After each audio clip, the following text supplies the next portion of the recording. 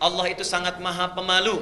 Ada orang yang mengangkat tangannya kemudian bermohon, tidak mungkin dia dibiarkan pulang dengan tangan kosong. Artinya setiap berdoa pasti diberikan, ya. Ada lagi hadis yang mengatakan di Muslim nomor hadis 4916, ya. Allah pasti akan mengabulkan setiap doa sepanjang yang berdoa itu tidak terburu-buru. Ditanya, siapa yang terburu-buru itu wahai Rasulullah? Dialah orang yang saat meminta, saat belum dikabulkan, dia sudah menyimpulkan doa saya mungkin tidak dikabulkan oleh Allah. Okay. Nah, jadi semua hadis ini, semua ayat ini memberikan gambaran prinsip doa kalau diminta pasti dikabulkan, dijawab. Pertanyaannya, kenapa Ustadz saya selalu berdoa tapi rasa-rasanya nggak terkabul? Kenapa saya selalu meminta tapi kok ditundanya begitu lama? Mintanya sudah bertahun-tahun tertentu, memohonnya sudah lama tapi sampai sekarang belum terkabulkan juga. Barangkali, mohon maaf, kita akan termasuk dalam golongan yang mungkin bukan sekedar ditunda dengan panjang, tapi boleh jadi termasuk yang ditolak doanya. Karena prinsip doa itu seharusnya terkabul, tapi ada orang-orang tertentu yang tatkala meminta, Allah tidak akan mengabulkannya sepanjang hidupnya. Kalau dalam masih keadaan seperti itu. Siapa mereka? Bagaimana supaya kita menghindarinya? Dan hebatnya, mohon maaf, sekhusyuk-khusyuknya antum berdoa, meminta bahkan setelah tahajud, kalau memiliki sifat ini, bahasa hadisnya sampai kapanpun gak akan pernah dijawab. Jadi nanti kita akan evaluasi kalau ada di antara kita saat ini yang sering kali berdoa meminta padahal sudah menangis, bangun sholat tiap malam, boleh jadi belum terkabul atau tidak terkabul karena punya sifat-sifat yang mungkin kita akan tampilkan. Ini bagian yang pertama. Sudah? Catat dulu dalilnya karena saya tidak cantumkan di sini. Ya, saya tidak cantumkan. Satu, dicatat dulu dalilnya supaya tidak lupa. Mau yang panjang, yang pendek? Yang pendek, yang ada terjemahan yang Arabnya aja. Terjemahan baik. Al-Arba'in An-Nawawiyah. Al-Arba'in ya, cuma 42 hadis dan pendek banyak terjemahannya. Al-Arba'in An-Nawawiyah nomor ke-10. Hadisnya nomor 10. Itu diambil dari hadis Muslim nomor hadis 1051. Jadi Imam An-Nawawi mengambil hadis di hadis Muslim nomor hadis 1051, ditempatkan di kitabnya Al-Arba'in posisi nomor 10. Sudah? Baik. Yang kedua, masih tadi Al-Baqarah 186. Quran surah 2 Al-Baqarah 186. Kemudian Al-Isra surah 17. Al-Isra surah 17. Ayat 110. Ayat 110. Kemudian Adz-Dzariyat. Adz-Dzariyat ini contohnya. Surah 51. Ayat 55 sampai dengan 60 terakhirnya. 55 sampai dengan 60. Sudah? Baik. Nah, sekarang mari kita lihat dan kita evaluasi dan kemudian kita berhenti di titik ini. Bapak dan Ibu sekalian, di antara sunnah Nabi setelah kita tahajud, kemudian kita duduk khusyuk beristighfar, lalu memohonkan hajat kita kepada Allah Subhanahu wa taala yang ingin kita mohonkan.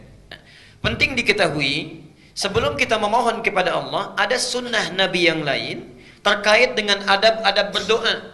Bagaimana supaya berdoa itu mudah sampai kepada Allah, cepat diterimanya dan langsung dikabulkannya. Baik. Bagian yang pertama, ini sunnah Nabinya. Hendaklah setiap orang yang berdoa mempersiapkan perangkat dirinya dengan halal dan baik. Saya ulang. Hendaknya setiap orang yang akan berdoa mempersiapkan perangkat dirinya. Perangkat diri itu berarti pakaiannya, ya. Kemudian apa yang dia kenakan, apa yang dia makan, ya, apa yang ada di sekitarnya. Jadi sebelum berdoa pastikan dulu itu halal, pastikan baik, ya. Jadi jangan sampai misalnya antum berdoa sudah menangis terseduh-seduh, disebut nama Allah Asmaul Husna, dipanjatkan di pertengahan malam, tapi pakaiannya haram, makanannya haram, yang dikenakannya haram, sajadahnya haram. Bagaimana bisa dijawab itu? Apa dalilnya? Hadis riwayat Muslim nomor hadis 1051 di Al-Arba'in nomor ke-10. Hadisnya dari Abu Hurairah. An Abi Hurairah radhiyallahu anhu qala. Hadis ini disampaikan dari Abu Hurairah, semoga Allah memberikan ridha kepadanya. Qala Rasulullah sallallahu alaihi wasallam, Rasulullah sallallahu alaihi wasallam pernah bersabda, "Innallaha thayyibun la yaqbalu illa thayyiban." Sungguh Allah itu maha baik, sifatnya baik, keadaannya baik. Karena Allah itu sifatnya baik, maka tidak akan pernah menerima apapun kecuali dari yang baik-baik. Jadi ingat, doa itu sangat suci, akan berlabuh di tempat yang suci. Allah yang maha suci tidak akan menerima doa itu yang berasal dari yang tidak suci. Jadi sebelum antum berdoa, sucikan dulu diri kita. Sucikan perangkat kita, apa yang kita kenakan, apa yang kita gunakan. Kemudian Nabi menyampaikan, wa innallaha amaral mu'minina bima amara bihil mursalin. Dan Allah memerintahkan kepada orang-orang yang beriman dalam hal berdoa seperti perintahnya kepada para rasul yang diutus. Kenapa doa disandingkan dengan iman? Ingin menunjukkan pesan bahwa satu, hanya orang yang punya keimanan yang kuat yang mau khusyuk berdoa kepada Allah. Artinya kalau antum dalam hidup tidak pernah berdoa, ada sesuatu yang salah dalam imannya. Dan yang terakhir, perhatikan, setelah membacakan 2 ayat Quran, ada yang menarik. Thumma dzakara rajula. Kemudian mengisahkan tentang kisah seorang laki-laki. Yutilus safar. Dia menempuh perjalanan yang panjang. Di antara syarat diijabah doa dengan cepat, orang yang dalam keadaan safar. Karena itu saya sangat mohon sebesar-besarnya, kalau ada orang yang sedang safar, awas beda ya, antara safar dengan zahab itu lain. Kalau zahab itu perjalanan kurang lebih di bawah 82 km itu zahab. Jadi kalau Bapak Ibu menempuh perjalanan di bawah 82 km, 0 sampai 82, itu zahab namanya. Zahaba yadhhabu. Ana al-yawm adhhab ila Jami' al-Azhar. Saya hari ini akan pergi ke Masjid Al-Azhar. Dekat ya? Enggak sampai 80 kilo. Itu zahab. Tapi kalau lewat dari situ, apalagi panjang sekali, sudah zona waktunya berubah, itu disebut dengan safar. Safar. Orangnya disebut dengan musafir. Kalau orang sudah musafir, sudah safar, berlaku beberapa ketentuan hukum. Satu, boleh dia menjamak, bahkan boleh dia qasar. Lihat An-Nisa misalnya di ayat 101 disebutkan di sana, wa idza darabtum fil ardi falaysa 'alaikum junahun an taqsuru minas shalah. Kalau Anda bepergian di muka bumi dengan jarak yang cukup jauh, tidak ada dosa kalau ingin mengqasar salat. Yang kedua, ini yang paling hebat dan ini yang harus betul-betul kita renungkan dan praktekkan. Dalam keadaan safar itu, Allah akan cepat mendengar dan mengabulkan doa yang dipanjatkan. Jadi kalau Bapak Ibu sedang safar, daripada banyak membicarakan hal yang tidak perlu, lihat sana sini dikomentari, kadang-kadang menggosipkan orang lain, tinggalkan yang tidak penting. Kenapa tidak diisi dengan zikir dan doa? Barangkali cara Allah saking sayangnya kepada kita, orang lain doanya belum dikabulkan, ibu bapak dibuat safar, supaya saat safar itu Allah mengabulkan doa yang belum terkabul itu. Jadi kalau ada yang ingin sedang umrah, berangkat umrah, atau perjalanan dari sini ke Jawa, ke Sumatera dan sebagainya, saat di pesawat, di kereta, di bis, ayo perbanyak doa. Barangkali itulah cara Allah untuk mengabulkan doa kita. Ya, subhanallah. Itu bagiannya yang pertama. Nah, orang ini sudah memenuhi syarat yang pertama, doanya mesti terkabul. Yutilus safar. Tidak cukup dengan itu. Asy'atha aghbara. Dan subhanallah, saking capeknya, sampai pakaiannya sudah kumal, wajahnya sudah berantakan penuh dengan debu. Jadi orang ini datang jauh-jauh untuk berdoa mendekat kepada Allah. Satu perjalanan yang dikabulkan, safarnya, doanya cepat dikabulkan oleh Allah adalah perjalanan yang diniatkan karena Allah subhanahu wa ta'ala. Tapi ada satu perjalanan hebat yang bukan safar, walaupun dekat, tapi kalau kita berdoa, saat itu dikabulkan doanya oleh Allah subhanahu wa ta'ala. Itulah perjalanan orang yang menuntut ilmu. Jadi saat Bapak Ibu berangkat dari rumahnya, sampai ke majlis ilmu, sampai kembali lagi, itu subhanallah, malaikat sedang menanti kita mau minta apa itu sama Allah. Saat kita meminta, malaikat mengaminkannya. Hadisnya sahih, di 3 hadis utama. Hadis Muslim, nomor hadis 1389. At-Tirmidzi, nomor hadis 2682. Ibnu Majah, nomor hadis 219. Hadisnya dari Abu Darda. Ini ada orang yang jalan kaki dari Madinah, datang ke Syam, ke Syria, Damaskus. Ya. Sekarang Syria, Palestina, Jordania, Syria disebut dengan Syam. Ya, dulu. Datang ke sana, karena mendengar informasi ada sahabat Nabi Abu Darda, Umar nama aslinya. Ya. Darda itu laki-laki perempuan. Tuh, kita sudah keliru. Laki-laki perempuan? Laki-laki tuh, sudah keliru kan? Saya ulang sekali lagi, laki-laki perempuan? Perempuan. Tahu dari mana? Pastikan dulu, kita lihat dulu sumbernya ya. Ingat, Imam Muslim pernah membuat kitab di Sahih Muslim ya, babnya namanya Kitabul Masaqat. Bab al-isnadu minad din. Kalau belajar apa-apa ditelusuri dulu ilmunya dari mana, sumbernya dari mana. Darda itu bukan laki-laki tapi perempuan. Perempuan.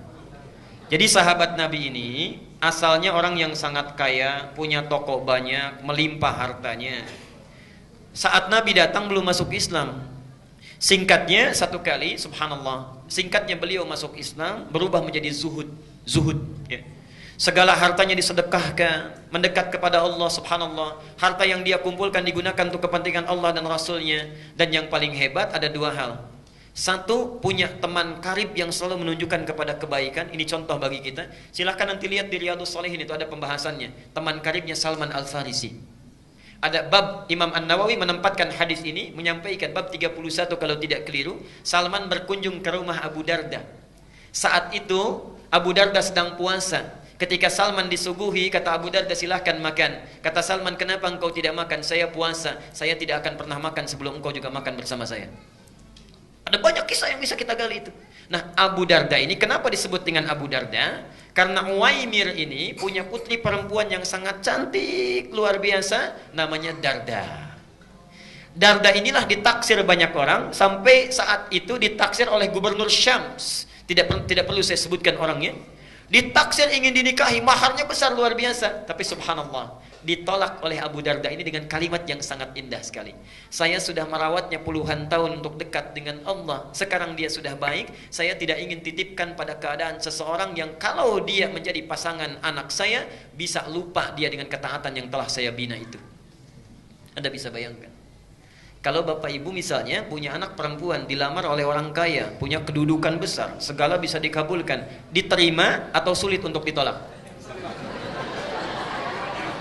Hah?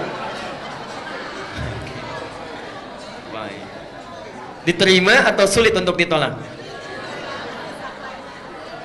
Dia Abu Darda menitipkan harapannya kepada Allah. Menitipkan harapannya kepada Allah. Dunia besok lusa berakhir. Lihat pikiran panjangnya. Jadi visi seorang mukmin itu mesti panjang. Antum ngitung-ngitung dunia, pernah nggak ngitung-ngitung akhirat? Saldo bank saya sekarang sekian. Oh, debitnya sekian, kreditnya sekian, saldo sekian. Pernah nggak ngitung saldo akhirat kita sekarang berapa? Ya Allah, debit saya sekarang, oh ini semalam nggak tahajud, berarti nggak dapat. Ya subuhnya kesiangan, berarti yang dapat pahala sekian. Dosanya sekian persen. Saldonya berapa? Orang cerdas itu, makanya disebut oleh Quran itu ulul albab. Ulul albab itu yang bukan cuma ngitung-ngitung dunia, tapi pikirannya langsung tersambung ke alam akhirat. Visinya jauh. Visinya jauh. Abu Darda punya visi jauh. Sekarang kamu jadi gubernur, bagaimana kalau sudah menikah pimpinan berganti? Jauh visinya. Dititipkan kepada orang soleh, menikah dengan orang itu, lahirlah keturunan-keturunan yang soleh. Dan subhanallah, Bapak Ibu sekalian, Abu Darda hafal banyak hadis. Di antara hadisnya ada yang tidak diketahui oleh sahabat manapun. Orang ini datang dari Madinah, subhanallah, kota Nabi, berjalan kaki, Pak Bu, bayangkan. Tadinya naik unta, kemudian dijual untuk bekal, jalan kaki. Jarak Madinah ke Syria sekarang kurang lebih sehari semalam kalau pakai bis. Kalau jalan kaki kira-kira berapa lama? Jangan dulu dijawab, sudah pernah atau belum? Okay. Dan jangan bayangkan situasinya seperti sekarang. Subhanallah. Datang jalan kaki, sampai di sana bertemu Abu Darda, terlihat seperti orang kecapean, kelelahan dalam fisiknya, tapi wajahnya memancarkan senyuman. Orang ini, kata Abu Darda, ya akhil karim, a'indaka haja? Saudaraku, Anda punya keperluan apa katanya? Kata orang ini langsung singkat, padat, lugas, tegas. Uridul hadis. Saya pengen hadis. Saya dengar ada hadis yang pernah disampaikan oleh Anda, tidak dimiliki oleh sahabat yang lainnya. Uridul hadis. Saking bingungnya Abu Darda, jauh-jauh jalan kaki ke sini cuman pengen satu hadis. Kata Abu Darda ditanya, "A'indaka haja ukhra?" Apa Anda tidak punya kebutuhan yang lainnya? La, faqat uridul hadis. Tidak, saya cuman pengen hadis saja. Menjaga keikhlasannya, tidak melekatkan dengan motif yang lainnya. Uridul hadis. Subhanallah. Perhatikan, orang jalan kaki tidak ada fasilitas yang memadai untuk mendapatkan satu hadis saja ditempuh perjalanan. Untuk dapat satu hadis. Antum yang fasilitasnya banyak, yang punya sepeda, yang punya motor, masjidnya bahkan ada yang di samping rumahnya, saat ta'lim fasilitasnya bagus, direkam juga, ustadznya datang sendiri, masih nggak mau tersentuh untuk ta'lim. Dengan cara apa lagi? Dengan cara apa lagi mesti difasilitasi? Dan itu bukan 1-2 hadis, kadang-kadang satu pertemuan bisa 3-5 hadis. Ada muridnya Imam Malik datang. Saya ingin hadis katanya. Ditolak oleh Imam Malik, tidak. Nunggu di luar sampai bosan, kata Imam Malik pada yang bantu beliau, khadim beliau, cambuk dia katanya. Cambuk ini bukan marah, untuk menguji kira-kira masih bertahan enggak. Ketika dicambuk sampai 40 kali, dicambuk, Anda zalim kepada saya, kata orang ini. Saya sudah menjual apa yang saya punya. Jadi orang ini menjual apa yang dia miliki, kekayaannya dan sebagainya, hanya untuk menempuh perjalanan supaya belajar hadis pada Anda. Anda zalim pada saya. Baik ya. Kata Imam Malik, kalau begitu saya ingin balas kezaliman saya. Apa yang bisa saya lakukan? Berikan saya hadis sesuai dengan cambukan yang telah tadi diberikan. Jadi dicambuk 40 kali, minta 40 hadis. Begitu disampaikan 40 hadis oleh Imam Malik, kata orang ini, tolong cambuk saya lagi sebanyak-banyaknya, belum cukup hadisnya. Ada orang yang dicambuk sekedar untuk belajar. Antum tidak pernah dicambuk, dikasih fasilitasnya, bahkan hari Kamis dikasih takjilnya, dikasih buka puasanya, dikasih bukunya, dikenyangkan perutnya, ustadznya datang. Tadi ada pertanyaan, yang nggak puasa boleh buka nggak? Boleh. Gampang, di sini manhajnya sederhana. Yang nggak puasa buka, yang mau dimakan, yang puasa yang makannya. Singkat ya. Baik. Sekarang perhatikan. Jadi orang ini ketika datang langsung disampaikan hadisnya. Hadisnya tentang ta'lim, ini yang hebat. Yang dalam perjalanan tidak mengenal jauh, dekat pun doanya dikabulkan. Man salaka tariqan yaltamisu fihi ilman, sahhalallahu lahu tariqan ilal jannah. Jangan baca sampai di sini, lihat yang di Ibnu Majah. Wa innal malaikata la tad'u ajnihataha ridan li talibil ilmi wa hatta al-hitan allati fil bihar. Orang yang menyiapkan dirinya menempuh satu perjalanan. Salaka itu mau dekat mau jauh saya tempuh.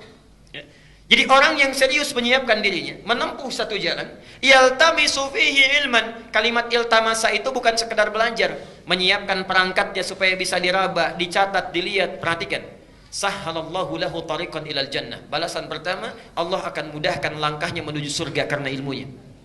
Yang kedua, perhatikan. Wa innal malaikata, setiap dia akan berangkat, malaikat itu membentangkan sayapnya ridwan li talibil ilmi, memberikan ridha kepada para penuntut ilmu. Ridhanya malaikat itu punya dua makna.